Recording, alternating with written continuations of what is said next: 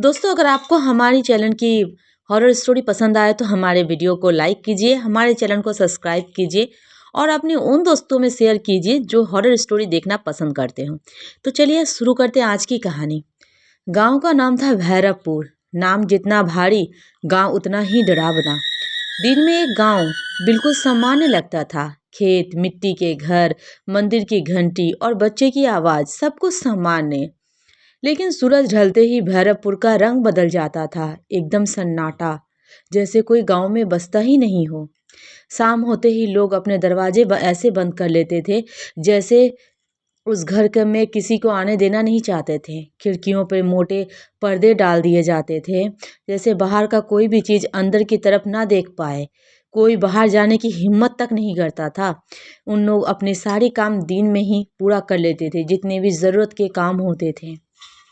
क्योंकि गांव के बीचों बीच एक पुराना कुआं था, बंद कुआं या किसी की कब्र। कहते हैं उस कुएं में 50 साल पहले एक औरत जिंदा फेंक दिया गया था। उसका नाम था चंपा। चंपा सुंदर थी, बहुत सुंदर, लेकिन उसकी सुंदरता ही उसकी मौत बन गई।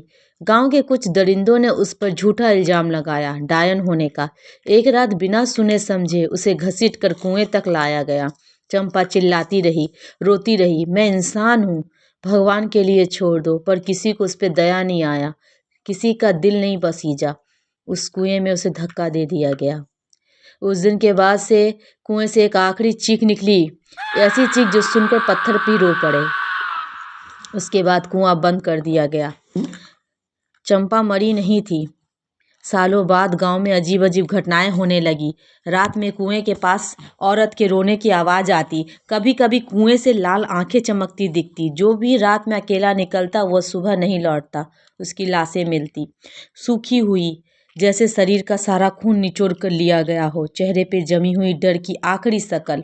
इसी गांव में एक दिन अमन आया, शहर का लड़का। डर भूत में बिल्कुल विश्वास नहीं करता था और इन सब बातों को हंसी में उड़ाता था।